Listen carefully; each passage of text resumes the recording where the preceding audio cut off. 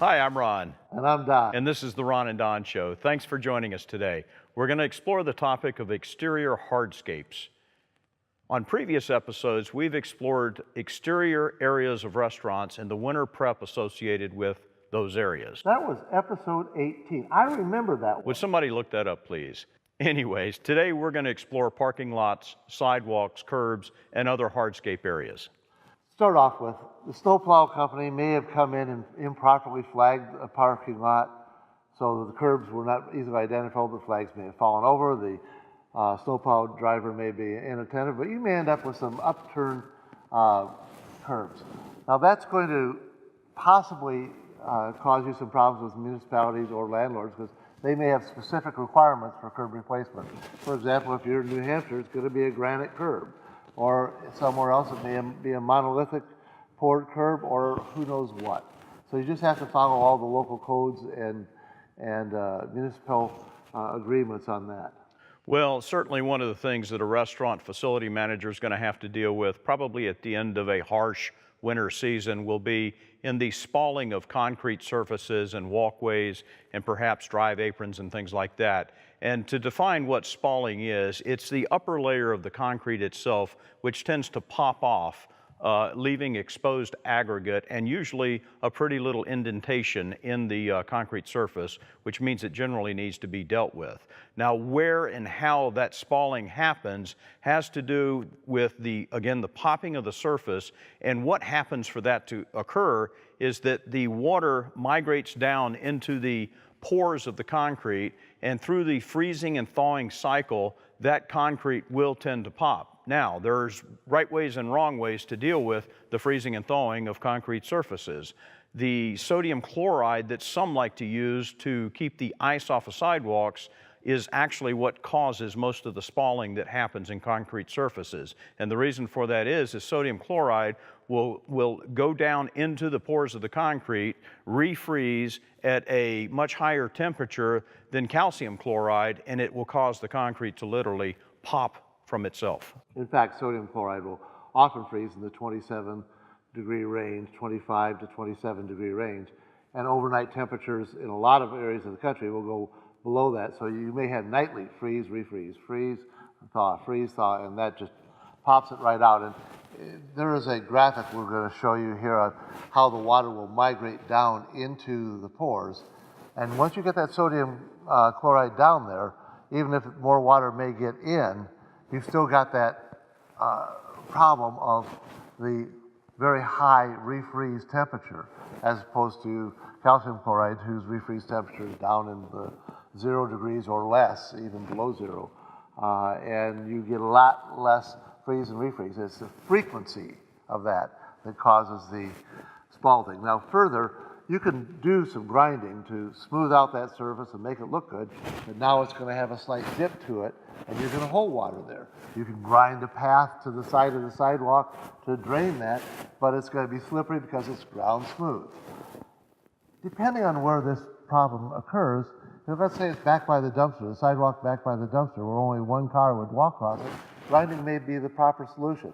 Right by the front door, it's probably the wrong solution, and the slips and falls and insurance claims will probably more than compensate you for cutting out a section of sidewalk and replacing it, and making sure it also has very good drainage so that the water with whatever ice melt gets put on there correctly or incorrectly has a chance to drain away and doesn't sit there and penetrate. So what we're talking about is the propagation of water into a subsurface that's through the freezing and thawing cycles is creating challenges. The same can hold true too for base failure, and by base failure we're talking again about the water migration coming in, going through the pores of a surface, and that can be an asphalt surface or a concrete surface, and once that water gets underneath that surface, freezes, thaws, freezes and expands, you start to have all kinds of problems. And what's going to happen is, particularly for asphalt, it'll start wherever you have cold seams or cracks in the surface. And the water will get in through those seams or the cold surface because they have opened up and closed and opened up over the years, and it's no longer sealed. The way to stop that problem is sometime in the fall, late fall, when it's a really cold, dry day, you're going to want to have crack sealed that The reason why it's happening right now is you didn't do that.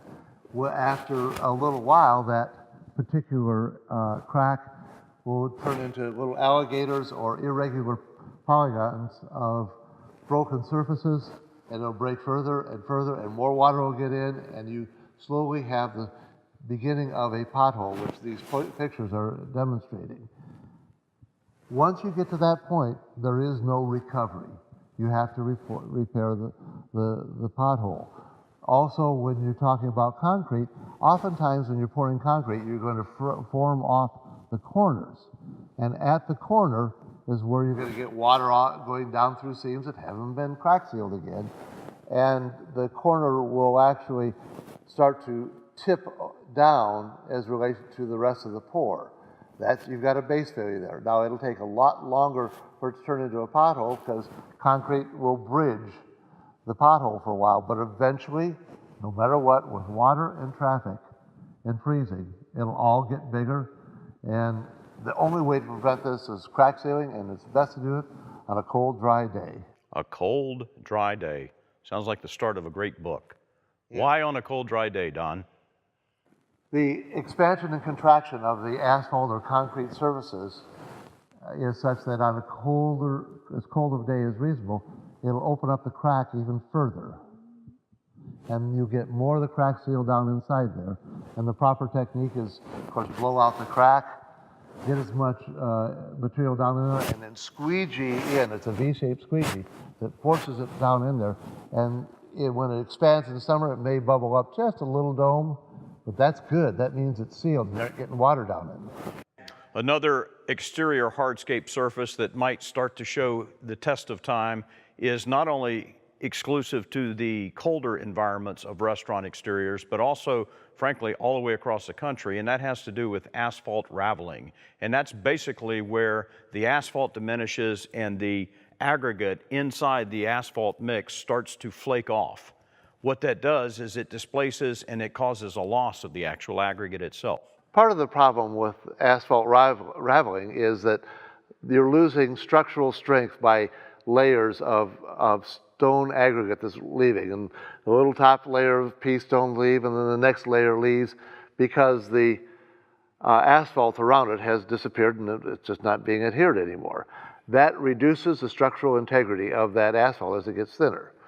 The key here is you can, if you still got a lot of asphalt thickness left, come in and help bind the existing stones in place, even though maybe half of the stone is exposed.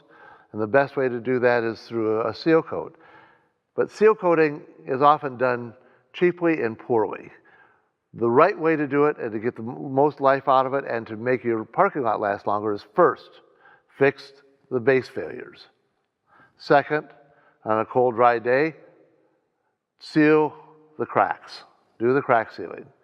You may have to wait a month or so so that material has stabilized, and then you come in with a really good coal tar asphalt with sand that has been put in the emulsion. Very little water, if any, to dilute it. And normally that's what most companies do. They dilute the stuff down so it puts a thin layer of paint down and it doesn't do you any good other than makes the parking lot look black. Then maybe a month or so later you can come in and stripe it, or even sooner. But you have to squeegee that seal coat down to really get it down in the cracks and really rebind that aggregate in place. When you get done, you're going to restripe, and probably coming out of winter, you're going to have to restripe anyway. Best way I ever found to get that, figure out how much restriping I have for a particular property is I look it up on Google Earth.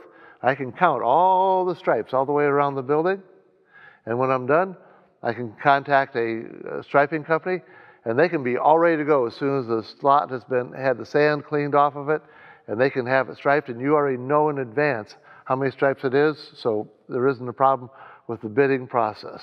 So a lot said here today. Exterior hardscapes. Don, let's recap the takeaways. One of them is you need to make sure the flags for the curbs are in the right place. You make sure the drivers for the snow plows have walked the lot several times and really know where the tight corners are. that they know where to pile snow, not on the uphill landscape areas where water will melt and drain down underneath the asphalt from the landscape areas. Properly use snow melt, the proper snow melt, so you don't have problems with sodium chloride, in other words, salt, Popping. causing popping, and also refreezing, causing slips and falls. And you have to get your crack sealing bid now for next fall. You know, in the spring, get your crack sealing all bid out so you're ready to go when you get a nice cold, dry day. If you do all that now and review this last winter's situations, you'll be all ready for next year, and you'll also have trained everybody on how to better handle it. Exterior Hardscapes. I'm Ron. And I'm Don. Thank you for joining us today. Please subscribe.